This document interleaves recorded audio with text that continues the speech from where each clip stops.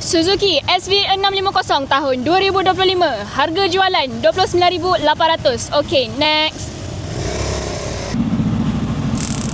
Honda Rebel 500 ABS tahun 2017-2018 dengan harga jualan RM17,800. Okey, next.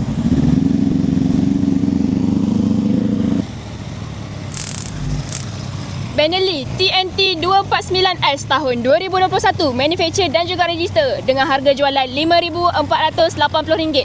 Okey, next. Yamaha MT25 tahun 2022, manufacture dan juga register dengan harga jualan RM12,500. Okey, next.